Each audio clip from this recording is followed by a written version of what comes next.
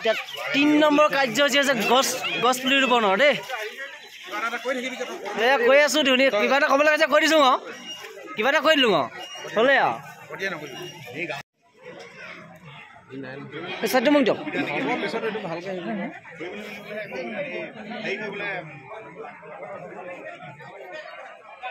ভাগৰ মাতিব দিলে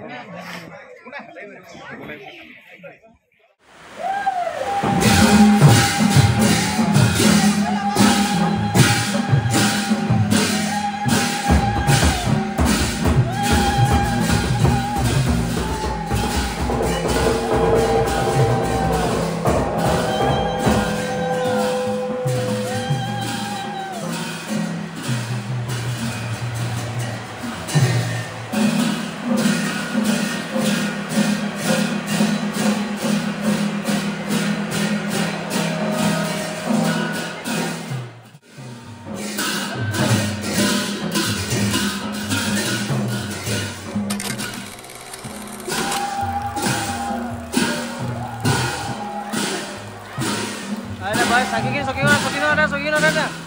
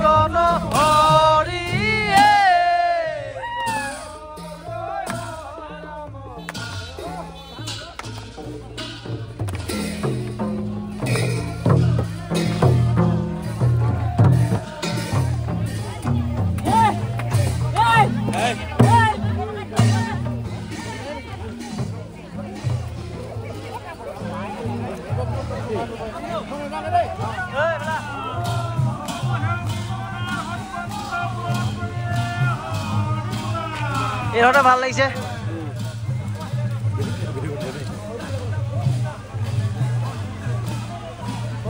ইমান বৰষুণ নিউজও ভাগৱত ভৱন লাগিছে তাতকৈ আৰু ভাল আমাৰ কি হ'ব পাৰে গাঁওখনৰ বাবে এটা মংগল বুলি ক'ব লাগিব তো যদি গাঁওখনত যদি পাপ আছিলে পাপটো বৰষুণে সম্পূৰ্ণ ধুই নিছে বুলি ক'ব লাগিব এতিয়া বেলেগটো কি ক'ম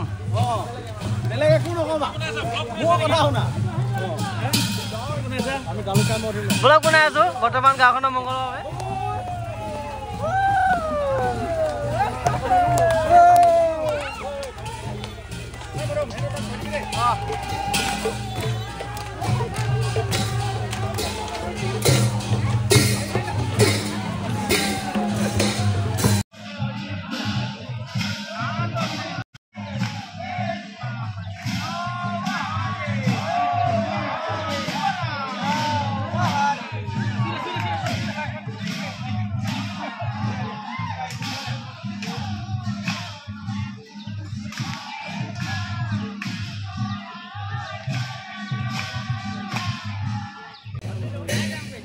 ইমান বৰষুণৰ মাজতো ভাগৱত ভৱনৰ বাবে গোটেই ল'ৰা মহিলা সকলো ওলাই আহিছে। তো ইয়াতকৈ আৰু ভাল মুহূৰ্ত কি হ'ব পাৰে আপোনালোকে নিজে ভাবি চাওক। তো মানে কি বৰষুণ নেওচি বুলি ক'লে ইমান বৰষুণতো মানুহে ঘৰৰ পৰা ওলাই নাহে হা। তো বৰষুণ এতিয়া নেওচি ভাগৱত ভ্ৰমণলৈ ওলাই আহিছে, মানুহ তিতি ওলাই আহিছে। তো ভাল লাগিছে ভ্ৰমণ কৰি পিনে, কাৰণ কেলে গাঁওখনৰ গোটেই মানুহখিনি ওলাই আহিছে।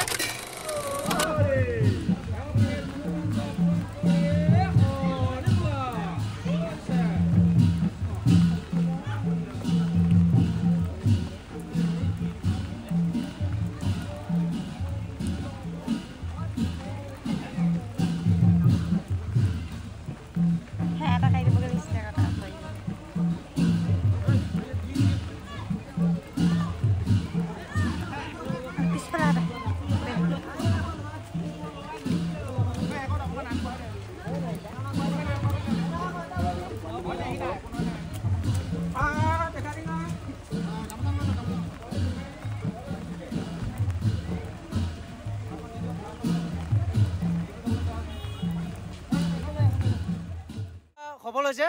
তো প্ৰায় আৰু বেছি দূৰ অকণমান দূৰ পাবলৈ আছে। এয়া দেখিছে আহি আছে সকলো একেলগে মানে ধুতি পাজামা হেৰি কৰি পিন্ধি পিনে। তো আজি সৰ্বক্ষণত আপোনালোক কি ক'ম। তো গাঁওখনৰ মংগলৰ বাবে যিহেতু ভাগৱত পাঠ আৰু আপোনাৰ ভাওনা উদযাপন কৰা হৈছে। তো আপোনালোককো কিন্তু জনাম। তো ইমান এই শুভক্ষণত আমাৰ ক'বলৈকেতো বেলেগ একো নাই। তো বেলেগ কথা কোৱা মোৰ অভ্যাসো নাই কেমেৰা আগত, এজনৰ লগত হয়। তো ইমানখিনি ক'লোঁ। চাই যাওক আপোনালোকে ভিডিঅ'টো লাষ্টলৈকে, যিমানখিনি পাৰোঁ দেখাবলৈ চেষ্টা কৰিম। কথা কোৱা অভ্যাস নাই বুলি কৈছে আপোনাক মই সকলোৱে ভাবিছোঁ, কাৰণ ইমান বতাহ বৰষুণ হোৱাৰ পিছত ইমান বৰষুণ এনেকুৱা বৰষুণৰ পিছতো তো সকলো মানুহ ওলাই আহিলে, তাৰ বাবে অতিকৈ সুখী। আৰু গাঁওবাসী যে কেতিয়াও এই কথাষাৰ নকৰিলে তাৰ বাবে মই বহুত হেপী আছোঁ। তো গাঁওখনলৈও কুশল কামনা কৰিলোঁ। আৰু গাঁওখনৰ সকলো মানুহক মই ধন্যবাদ জ্ঞাপন কৰিছোঁ এই ভিডিঅ'টোৰ জৰিয়তে, কাৰণ ইমান নেৰা বৰষুণৰ পিছতো তেখেতলোকে এই ভাগৱত অনুষ্ঠানটিক আওকাণ নকৰি নিজৰ এটা অসমীয়া সংস্কৃতি বুলি ভাবি তো সকলো ওলাই আহিলে। তো তাৰ বাবে এই ভিডিঅ'টোৰ জৰিয়তে মই সকলোকে ধন্যবাদ জ্ঞাপন, কেনেকৈ ধন্যবাদ জনাম মই নিজে ক'ব নোৱাৰোঁ। তো গাঁওখনৰ মংগলকে যে ইমানখিনি কৰিলে তাৰ বাবে মই বহুত সুখী মানুহ। তো গাইজ আপোনালোকে চাব। আৰু এই নেৰা বৰষুণৰ মাজত ইমানখিনি কষ্ট কৰিলে মানুহবিলাকে, তো তাৰ বাবে আপোনালোকে কি পাইছে কি নাপাইছে সেইটো নাজানো, কিন্তু ভাল পাইছে বুলি মই অত্যন্ত মনত এটা অনুভৱ। কাৰণ ভাগৱত বুলি ক'লে আমাৰ শংকৰদেৱৰ কথাই মনত পৰে নহয় জানে। তো চাব ভিডিঅ'টো ভাল পালে লাইক কমেণ্ট শ্বেয়াৰ এই গোটেইকেইটা কৰি দিব, আৰু ছাবস্ক্ৰাইবো কৰি দিব, যাতে মই ভৱিষ্যত উজ্জ্বল কামনা হয়।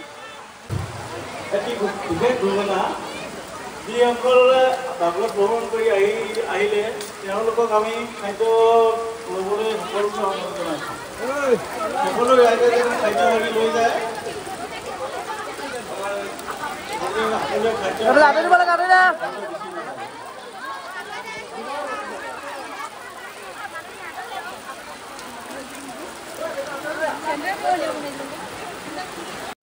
ধৃতৰাষ্ট্ৰৰ বানপন্থ গ্ৰহণ বিগতী হুত শুনা কথা বিপৰীত নিজ লীলা শ্ৰীমতী কৌলিক পৰিচিত মোতে অতহতে বাবে সুবাক পথংকে চিৰঞ্জীৱ সুবা বাপ কৃষ্ণৰ চহৰিত